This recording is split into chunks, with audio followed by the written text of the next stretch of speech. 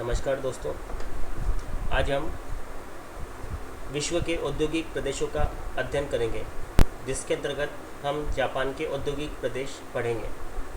सबसे पहले हम ये देखते हैं कि औद्योगिक प्रदेश क्या होते हैं, इनकी परिभाषा क्या है और औद्योगिक प्रदेशों की विशेषताएं क्या होती है और इनका सीमांकन किस प्रकार से किया जाता है। सबसे पहले हम औद्योगिक प्रदेशों का अर्थ समझते हैं। औद्योगिक प्रदेश से अभिप्राय ऐसे क्षेत्रों से हैं जहां पर परस्पर संबंधित उद्योगों के अनेक कारखाने केंद्रित होते हैं तथा औद्योगिक भूदृश्य विकसित होता है। तो परिभाषा से स्पष्ट है कि औद्योगिक प्रदेश ऐसे क्षेत्र होते हैं जहां पर ऐसे उद्योग लग जाते हैं जो एक दूसरे से संबंधित होते हैं तथा वहां का जो भूदृश्य होता है वो औद्योगिक भूदृश्य के रूप में विकसित हो जाता है। परस्पर संबंधित उद्योगों से तात्पर्य है, मान लीजिए लोहा इस्पात उद्योग कहीं पर लगा हुआ है तो उसके आसपास इंजीनियरिंग उद्योग, मशीनरी उद्योग आदि प्रकार के ऐसे उद्योग लग जाएं जिनमें लोह इस्पात का उपयोग किया जाता है, तो वे उससे परस्पर संबंधित उद्योग कहलाएंगे।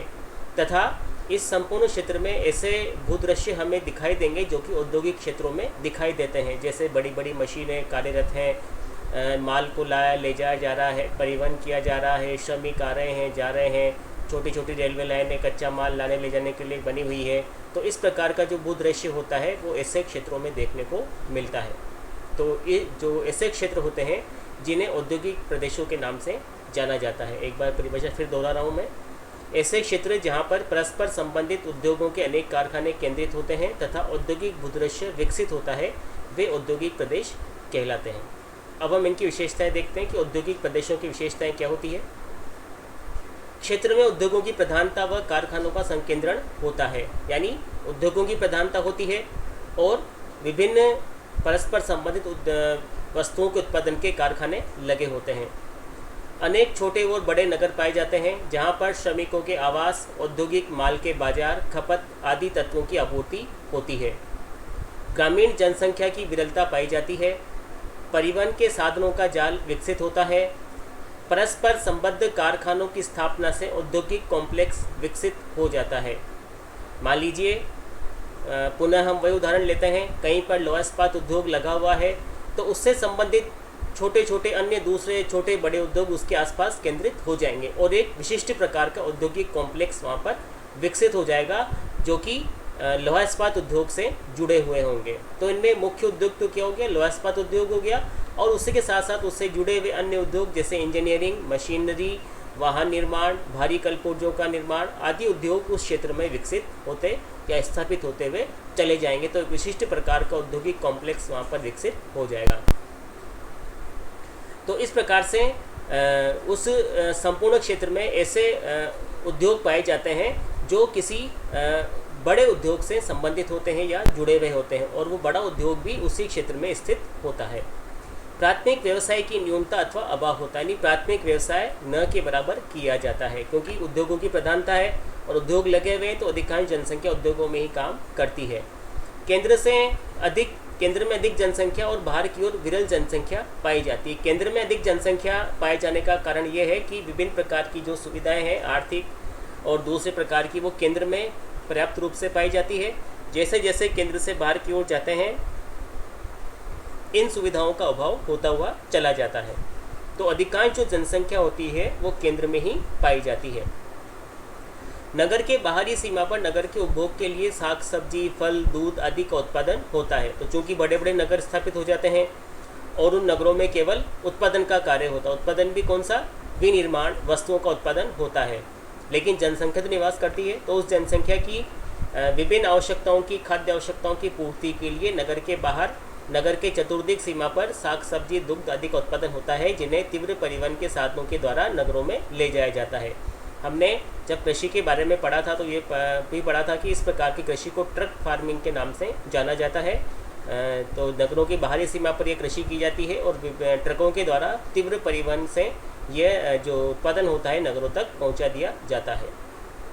औद्योगिक भूदृश्य देखने को मिलता है, कारखाने, धुआं उगलती हुई चिमनियाँ, औद्योगिक व आवासीय इमारतें, रेलवे यार्ड, भारी वाहन आदि अनेक भूदृश्य यहाँ पर देखने को मिलते हैं।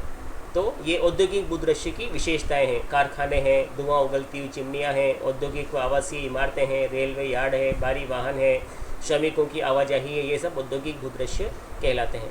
नगरीय जनसंख्या की प्रधानता होती है, यानी ग्रामीण जनसंख्या तो बिल्कुल न्यून या शून्य ही होती है, नगरीय जनसंख्या अधिक वहाँ पर पाई जाती है, क्योंकि नगर ही मिलते हैं और जो अधिकांश लोग होते हैं भी नगरों में जाकर के रहना पसंद करते हैं, क्योंकि नगरों में विभिन्न प्रकार की सुविधाएं इन उद्योगों की वजह से विकसित हो जाती है। अब हम देखते हैं कि औद्योगिक प्रदेशों के सीमांकन के आधार क्या है।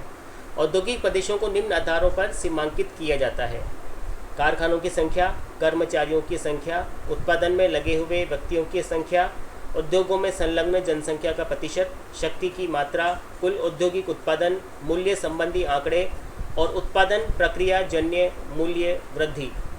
तो ये कुछ ऐसे आधार हैं जिनके आधार पर औद्योगिक प्रदेशों का सीमांकन किया जाता है।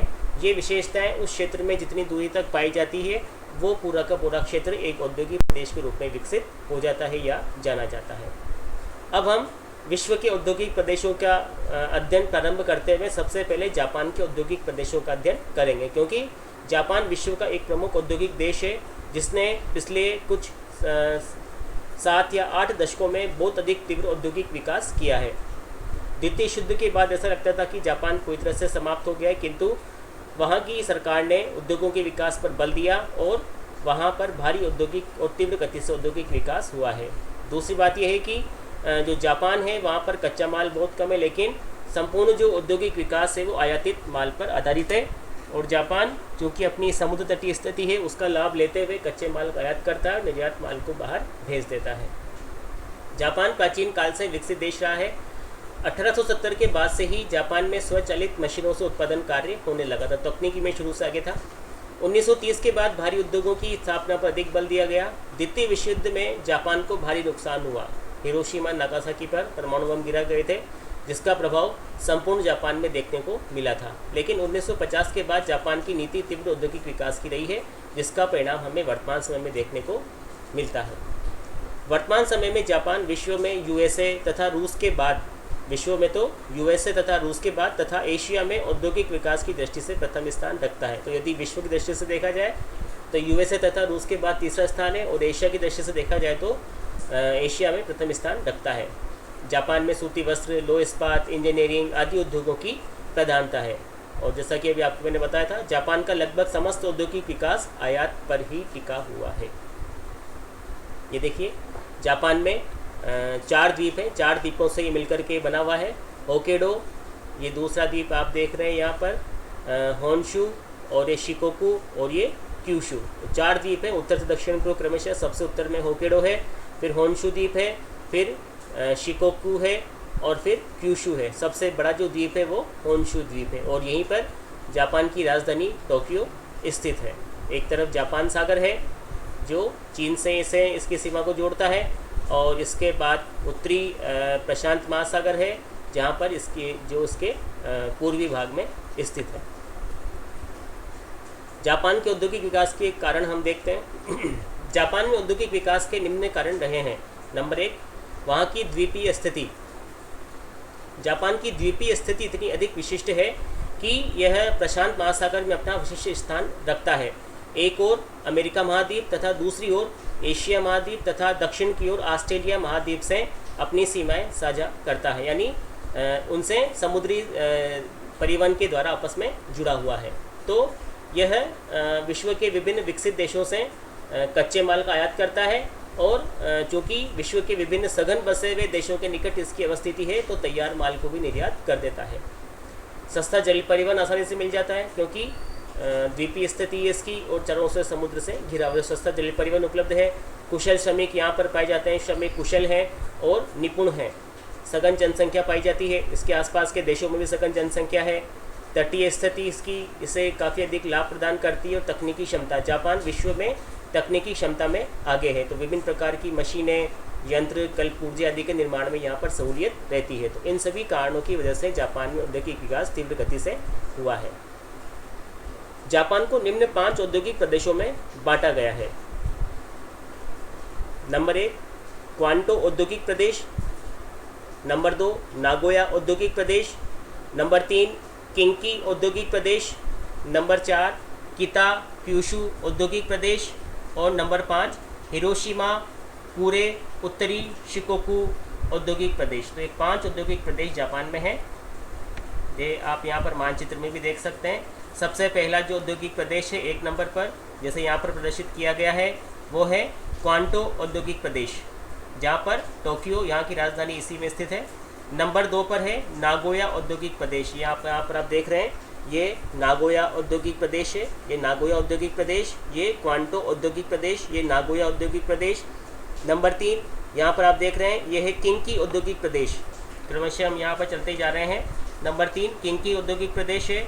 इसके बाद नंबर 4 किता क्यूशु औद्योगिक प्रदेश, ये आप देख रहे हैं यहाँ पर, ये किता क्यूशु औद्योगिक प्रदेश है, जो कि क्यूशु द्वीप में है। कौन से द्वीप में है? क्यूशु द्वीप में। और ये नंबर 5 हिरोशिमा पूरे उत्तरी शिकोकू औद्योगिक प्रदेश, यह होन्शु और होकेडो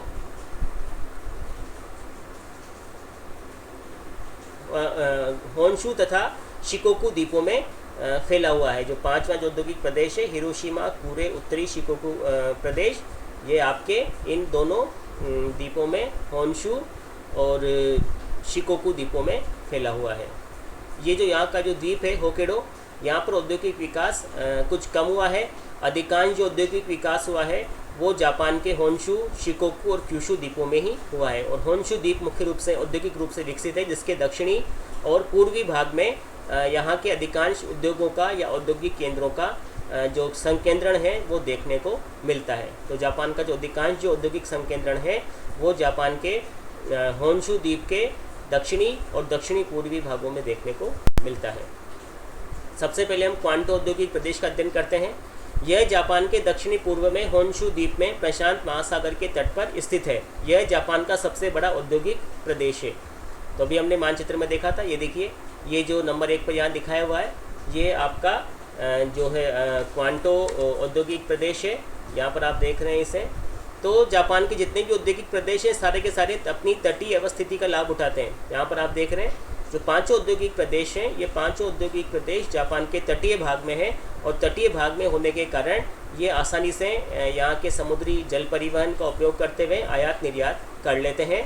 जैसा कि आपको मैंने पहले बताया था, जापान का लगभग सारा औद्योगिक विकास आयातित कच्चे माल पर ही आधारित है। तो ये नंबर 1 का जो है ये क्वांटो औद्योगिक प्रदेश है। तो जापान के जो अधिकांश औद्योगिक प्रदेश है उनके विकास का कारण यहाँ की समुद्र द्वीपीय स्थिति, कुशल श्रमिक और तकनीकी होना और पूंजी उपलब्धता का होना है। यह जापान का सबसे बड़ा औद्योगिक प्रदेश है। क्वांटो औद्योगिक प्रदेश जापान का सबसे बड़ा औद्योगिक प्रदेश है। इसके विकास के कारण, जैसा कि अभी हम चर्चा कर रहे थे, पर्वतीय क्षेत्रों से बहकर आने वाली नदियों का जल, तटीय अवस्थिति, समुद्री परिवहन, सस्ते कुशल श्रमिक, उच्च तकनीकी, समर्पित श्रमिक का मतलब है जो राष्ट्र के विकास के लिए समर्पित हैं, सघन जनसंख्या और देश की राजधानी टोक्यो का यहीं स्थित होना। जो देश की राजधानी टोक्यो है वो इसी औद्योगिक प्रदेश में है, क्वांटो औद्योगिक प्रदेश में ही स्थित है। रेल मार्गों द्वारा देश के प्रमुख क्षेत्रों से जुड़ा हुआ है। आदि कारणों से इस औद्योगिक प्रदेश का पर्याप्त मात्रा में विकास हुआ है। यहाँ के प्रमुख उद्योग हम देखते हैं। यहाँ के प्रमुख उद्योग लौह इस्पात उद्योग, वायुयान निर्माण, वस्त्र उद्योग, कृषि यंत्र निर्माण, रासायनिक पदार्थ और कागज उद्योग आदि यहाँ पर केंद्रित हैं। तो मान लीजिए लौह इस्पात उद्योग अगर लगता है तो लौह इस्पात उद्योग के साथ साथ कृषि यंत्र निर्माण उद्योग भी विकसित हो जाएंगे और वायुयान निर्माण उद्योग भी विकसित हो जाएंगे। तो इससे संबंधित उद्योग होंगे, जैसा कि अभी हम चर्चा कर रहे थे कि औद्योगिक प्रदेश में एक प्रमुख उद्योग होता है और उससे संबंधित उद्योग वहाँ पर लगे हुए होते हैं। यहाँ के प्रमुख जो केंद्र हैं वो Tokyo, Yokohama, Kawasaki, इथिकावा, काबागुची, Hitachi, मीतो, Urawa, कोगा, कोनोसू, ताबिकावा, तनावा आदि हैं। तो ये काफ़ी सारे केंद्रों के नाम हैं। इनमें से जो आपको आसानी से याद रह जाए वो आप याद रख सकते हैं। जो कम से कम 5 जो नाम हैं जो आसानी से याद हो सके आप रख लें। जैसे टोक्यो है, याकोहामा है, कावासाकी है, काबागुची है, मितो है, ये कुछ ऐसे कोगा ऐसे नाम है जो आसानी से याद रह सकते हैं। इसके बाद दूसरा औद्योगिक प्रदेश है नागोया औद्योगिक प्रदेश। हमने देखा था अभी नंबर 2 पर, जो इसके ठीक बिल्कुल दक्षिण में स्थित था नागोया औद्योगिक प्रदेश। ये आप देख रहे हैं नंबर 2, ये नागोया औद्योगिक प्रदेश है। सबसे पहले हमने अध्ययन किया क्वांटो औद्योगिक प्रदेश का, अब हम पढ़ रहे हैं नागोया औद्योगिक प्रदेश के बारे में। ये नागोया औद्योगिक प्रदेश है। तो जो नागोया औद्योगिक प्रदेश है ये क्वांटो औद्योगिक प्रदेश के दक्षिण में इसी द्वीप में स्थित है, होन्शु द्वीप में ही स्थित है। दक्षिण तटवर्ती क्षेत्र में नागोया औद्योगिक प्रदेश स्थित है। इसके विकास के कारण भी वही हैं जो अन्य औद्योगिक प्रदेशों के विकास के कारण हैं। समतल भूमि है, तटीय स्थिति है, सघन जनसंख्या है आदि कारक इस औद्योगिक प्रदेश के विकास में सहायक रहे हैं। अन्य कारक वही हैं जो जापान को एक विकसित औद्योगिक प्रदेश बनाते हैं। यहाँ के जो प्रमुख उद्योग हैं, नागोया औद्योगिक क्षेत्र के प्रमुख उद्योग, वस्त्र निर्माण यहाँ का प्रमुख उद्योग है जिसमें सूती, ऊनी, रेशमी और कृत्रिम रेशों के द्वारा वस्त्रों का निर्माण किया जाता है। मशीनों का निर्माण, भारी धातु निर्माण, वायुयान, जलयान निर्माण। देखिए जलयान निर्माण भी यहाँ पर काफ़ी अधिक महत्वपूर्ण है क्योंकि जो इसकी जापान की जो चारों द्वीप हैं वो जलीय सीमा रखते हैं और वायुयान का निर्माण भी यहाँ पर किया जाता है क्योंकि तकनीकी दृष्टि से यहाँ पर श्रेष्ठता पाई जाती है। इसी प्रकार रसायन उद्योग, बिजली का सामान, रेल के डिब्बे तथा रेल के इंजन निर्माण के कारखाने स्थित हैं। तो विशेष रूप से जो प्रदेश है ये वस्त्र निर्माण के लिए प्रसिद्ध माना जाता है। यहाँ के जो प्रमुख औद्योगिक केंद्र हैं वो नागोया है जिसके नाम के आधार पर इसका नामकरण नागोया औद्योगिक प्रदेश किया गया है। नागोया, गिफू, ओकाजाकी, आकोशी, अंजो, इशिकी, तायोहाशी, कामेयामा, तजू, ओका, तोबा, हिकोने आदि यहाँ के प्रमुख औद्योगिक केंद्र हैं। तो आप इनमें से भी जो 5 नाम इनमें से आप छांट लें, 5 औद्योगिक केंद्र हैं जो आपको याद हो सकें वो इसमें से आप याद कर सकते हैं। जैसे नागोया है, ओकाजाकी है, तजू है, कामेयामा, ओका, ये कुछ आसान से नाम होने वाले याद होने वाले नाम है। इसके ये देखिए वापस पुनः। इसके बाद जो तीसरा औद्योगिक प्रदेश है वो है किंकी औद्योगिक प्रदेश। किंकी औद्योगिक प्रदेश का जो विस्तार है वो यहाँ पर आप ये देख रहे हैं। इसी के क्रमशः तटीय तटवर्ती भाग में जब दक्षिण की ओर जाते हैं तो किंकी औद्योगिक प्रदेश का विस्तार पाया जाता है। यह यहाँ पर कोबे, ओसाका तथा क्योटो नगरों में है। ये देखिए ये कोबे, ये ओसाका और क्योटो 3 नगरों में इसका विस्तार पाया जाता है। इसलिए इसे कोबे, ओसाका तथा क्योटो औद्योगिक प्रदेश के नाम से भी जानते हैं। कोबे, ओसाका और क्योटो औद्योगिक प्रदेश के नाम से भी इसे जानते हैं और इसका दूसरा नाम है किंकी औद्योगिक प्रदेश। तो 3 यहाँ के प्रमुख केंद्र हैं, कोबे, ओसाका और क्योटो। नागोया के जो केंद्र थे वो एक तो नागोया था और एक ये था यहाँ पर योकोहामा, ये टोक्यो क्वांटो औद्योगिक प्रदेश का केंद्र था। क्वांटो औद्योगिक प्रदेश के केंद्र ये क्वांटो हो गया, क्वांटो के बाद टोक्यो और योकोहामा हो गया, ये नागोया औद्योगिक प्रदेश के केंद्र हो गए और ये कोबे, ओसाका, क्योटो किंकी औद्योगिक प्रदेश के केंद्र हो गए। किंकी औद्योगिक प्रदेश नागोया औद्योगिक प्रदेश के पश्चिम में तटीय क्षेत्र में स्थित कोबे, ओसाका तथा क्योटो नगरों में स्थित है। अभी आपको बताया मैंने 3 नगरों में यह है, कोबे, ओसाका और क्योटो। इसलिए इसे कोबे, ओसाका, क्योटो औद्योगिक प्रदेश भी कहा जाता है। इसके विकास के कारण ये है कि ओसाका की खाड़ी पर स्थित होने के कारण से स्वच्छ जल की प्राप्ति होती है, सघन जनसंख्या है और समुद्री परिवहन इसके विकास के कारण है। तो जापान के समस्त औद्योगिक प्रदेशों के विकास के जो कारण हैं वो कॉमन हैं, लगभग एक जैसे ही कारक हैं क्योंकि जिन कारकों की वजह से जापान एक प्रमुख औद्योगिक देश बना है उन्हीं कारकों की वजह से वहाँ पर विभिन्न औद्योगिक प्रदेशों का विकास हुआ है। यहाँ के प्रमुख उद्योग हैं, लोहा इस्पात उद्योग की प्रधानता है। इसके अतिरिक्त यहाँ पर ओसाका में सूती वस्त्र, ऊनी और रेशमी वस्त्र निर्माण उद्योगों की प्रधानता है। इसी कारण ओसाका को जापान का मैनचेस्टर भी कहते हैं। काफ़ी महत्वपूर्ण है,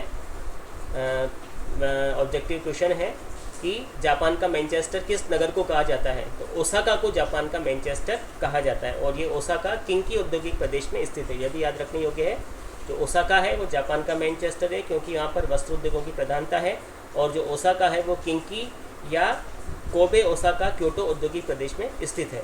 यहाँ पर जलयान, वायुयान, रासायनिक पदार्थ, मशीन निर्माण तथा खाद्य पदार्थों के निर्माण के उद्योग भी यहाँ पर पाए जाते हैं। तो यहाँ का जो प्रमुख उद्योग है वो वस्त्र उद्योग है। इसके अलावा लोहा इस्पात उद्योग, उससे जुड़े उद्योग यहाँ पर स्थित हैं। यहाँ की जो प्रमुख औद्योगिक केंद्र हैं ओसाका, कोबे, क्योटो, 3 तो आसानी से याद रख सकते हैं आपको क्योंकि तो इसी के नाम पर है। तो ओसाका, कोबे, क्योटो, इसके बाद हिमेजी, सकाई, फ्यूजे, वाकायामा आसानी से याद रहने वाला नाम है। यावाता आसानी से याद रह सकता है। नारा, कीजू, अवाजी, आमागासाकी भी आसानी से याद रह सकता है। निशिनोमिया इसके प्रमुख औद्योगिक केंद्र हैं। किंकी औद्योगिक प्रदेश के बाद आता है दोस्तों किताक्यूशु औद्योगिक प्रदेश। किताक्यूशु औद्योगिक प्रदेश क्यूशु द्वीप में है। अभी आपको मैंने बताया था स्टार्टिंग में जब हमने औद्योगिक प्रदेशों का अध्ययन किया था, तो किताक्यूशु औद्योगिक प्रदेश जो है ये नंबर 4 पर, यहाँ पर आप देख सकते हैं ये किताक्यूशु औद्योगिक प्रदेश है जो कि क्यूशु द्वीप में है। होन्शु, शिकोकू और क्यूशु, तो क्यूशु द्वीप में ये स्थित है, इसलिए इसे किताक्यूशु औद्योगिक प्रदेश के नाम से पुकारा जाता है। तो ये जो चौथे नंबर का जो औद्योगिक प्रदेश है किताक्यूशु औद्योगिक प्रदेश, ये क्यूशु द्वीप में स्थित है, इसी कारण से इसे किताक्यूशु औद्योगिक प्रदेश के नाम से जानते हैं। इसके विकास के कारण तटीय स्थिति होने के कारण एशियाई देशों से निकटता है, जिससे लोहे अयस्क कोयला आदि कच्चे पदार्थ आसानी से निर्यात आयात कर लेता है। यानी जो क्यूशु द्वीप की जो स्थिति है वो एशियाई देशों से निकट है। चीन निकट चीन है, तो चीन से आसानी से यह कच्चा लोहा और कोयला आदि कच्चे पदार्थ आयात कर लेता है, जिससे और उसके बाद निर्मित पदार्थों को पुनः जल परिवहन के द्वारा निर्यात कर दिया जाता है। इस प्रकार यह प्रदेश पूर्णतया निर्यात पर आधारित है। जो माल तैयार करता है, कच्चा माल मंगा करके निर्मित माल को वापस पुनः निर्यात कर दिया जाता है एशियाई देशों को ही, क्योंकि वहाँ पर सघन जनसंख्या है तो वहाँ पर बड़े बाजार उपलब्ध हैं। इस प्रदेश के प्रमुख उद्योग लोहा इस्पात धातु निर्माण, इंजीनियरिंग उद्योग, सीमेंट, मोटर गाड़ियाँ, जलयान निर्माण, रासायनिक पदार्थों का निर्माण आदि हैं। प्रमुख यहाँ के औद्योगिक केंद्र किताक्यूशु तो है ही, क्योंकि इसी नाम पर इसका नामकरण हुआ है। फुकुओका, यावाता, केमोगी, वाकामासु, शिमोनो, मोजी, नागासाकी, सेकी, कोकुश आदि यहाँ के प्रमुख औद्योगिक केंद्र हैं। तो यहाँ पर भी आसानी से आप 5 नाम याद रख सकते हैं। किताक्यूशु हो गया, नागासाकी हो गया, याबाता, फुकुओका और वाकामासु, ये आसान से नाम है। मोजी भी आप याद रख सकते हैं। तो यहाँ से कोई से भी 5 नाम आप यहाँ के प्रमुख औद्योगिक केंद्रों के याद रख सकते हैं। इसके पश्चात जो अंतिम औद्योगिक प्रदेश है वो है हिरोशिमा, कुरे, उत्तरी शिकोकू औद्योगिक प्रदेश। तो ये जो औद्योगिक प्रदेश है दोस्तों, ये होन्शु और जो दो द्वीपों में स्थित है ये, एक तो होन्शु हो गया, होन्शु के बाद शिकोकू, 2 द्वीपों में ये औद्योगिक प्रदेश फैला हुआ है। देखते हैं हम इसकी स्थिति मानचित्र में, ताकि इससे और अधिक स्पष्ट हो सके कि हिरोशिमा, कुरे और उत्तरी शिकोकू औद्योगिक प्रदेश कहाँ पर स्थित है। देखिए दोस्तों 5 नंबर पर आप देख रहे हैं ये जो औद्योगिक प्रदेश है ये हिरोशिमा, कुरे, उत्तरी शिकोकू औद्योगिक प्रदेश है, जो कि होन्शु तथा शिकोकू द्वीपों में फैला हुआ है। शिकोकू द्वीप का उत्तरी भाग तथा होन्शु द्वीप का जो पश्चिमी और दक्षिणी वाला हिस्सा इस उद्योग में सम्मिलित किया जाता है। यह जापान के दक्षिण पश्चिम में किंकी तथा किताक्यूशु औद्योगिक प्रदेशों के मध्य में स्थित है। 2 औद्योगिक प्रदेशों के मध्य में स्थित है दोस्तों ये, एक तो किंकी औद्योगिक प्रदेश और दूसरा किताक्यूशु औद्योगिक प्रदेश। दोनों औद्योगिक प्रदेशों के मध्य वाले भाग में हिरोशिमा, कुरे, उत्तरी शिकोकू औद्योगिक प्रदेश का विस्तार पाया जाता है। इसके विकास के कारण समुद्र तटीय स्थिति, जलीय परिवहन, कुशल व परिश्रमी श्रमिक, सघन बाजार प्रमुख कारक हैं, जिसके कारण इस औद्योगिक प्रदेश का विकास हुआ है।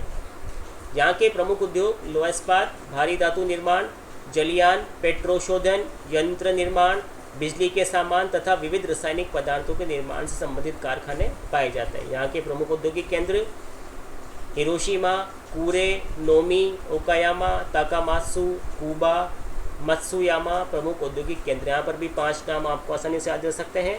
देखिए हिरोशिमा हो गया, कुरे हो गया, ओकायामा हो गया और कुबा हो गया और नोमी, ये 5 नाम आपको आसानी से इस औद्योगिक प्रदेश के याद रह सकते हैं। तो इस प्रकार से जो जापान है वो विश्व का एक प्रमुख औद्योगिक देश है। जापान के पास स्वयं के पास कोई कच्चा माल या कच्चा पदार्थ नहीं है। वहाँ पर संसाधन भी कम है, कृषि योग्य भूमि भी वहाँ पर कम है। इसी कारण से न तो वहाँ पर कृषि से कच्चा माल प्राप्त होता है, न ही वहाँ पर खनिज या शक्ति संसाधन होने के कारण वहाँ से कच्चा माल प्राप्त होता है। जापान ने अपना अधिकांश औद्योगिक विकास विश्व के विभिन्न देशों से जो उसके निकटवर्ती हैं, सबसे निकटवर्ती एशियाई देश हैं, एशियाई देशों से आयात के द्वारा कच्चा माल प्राप्त करता है और अपने पास उपलब्ध तकनीकी पूंजी और कुशल श्रमिकों के सहायता से उसे तैयार माल में बदलकर पुनः एशियाई देशों को सघन जनसंख्या वाले देशों को निर्यात कर लेता है। तो इस प्रकार से जापान ने विश्व में अपनी अग्रणी औद्योगिक देश के रूप में पहचान बनाई है। एक बार हम वापस रिवाइज कर लेते हैं। जापान को 5 औद्योगिक प्रदेशों में बांटा गया है। ये देखिए, नंबर 1 क्वांटो औद्योगिक प्रदेश, जिसमें क्वांटो और टोक्यो जो राजधानी है वो क्वांटो औद्योगिक प्रदेश में ही है। नंबर 2 है नागोया औद्योगिक प्रदेश, नागोया इसका प्रमुख केंद्र है।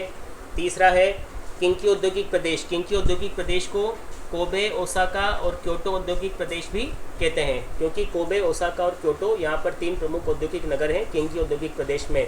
ओसाका को जापान का मैनचेस्टर भी कहा जाता है, क्योंकि यहाँ पर वस्त्र निर्माण उद्योग की प्रधानता पाई जाती है। चौथा है दोस्तों किता क्यूशु औद्योगिक प्रदेश, जो कि क्यूशु द्वीप में स्थित है। और 5वां है हिरोशिमा कूरे उत्तरी शिकोकू औद्योगिक प्रदेश। तो इस प्रकार से जापान को कुल मिलाकर 5 औद्योगिक प्रदेशों में विभाजित किया गया है। तो यहाँ पर कुछ सामान्यकृत तथ्य हैं, जैसे जापान के औद्योगिक विकास के जो कारक हैं वही यहाँ के समस्त औद्योगिक प्रदेशों के विकास के कारक हैं, तो उनको सभी में लिखा जा सकता है। तो और जो 5 नाम हैं वो हम याद कर सकते हैं, तथा सभी औद्योगिक प्रदेशों के कम से कम 5-5 औद्योगिक केंद्रों के नाम याद करना अनिवार्य है, ताकि जो परीक्षा में जो हम उत्तर लिखेंगे उस दौरान उन्हें लिखा जा सके। इस प्रकार से जापान के औद्योगिक प्रदेशों का जो टॉपिक था वो यहाँ पर पूरा होता है। आज हम इतना ही अध्ययन करेंगे। धन्यवाद।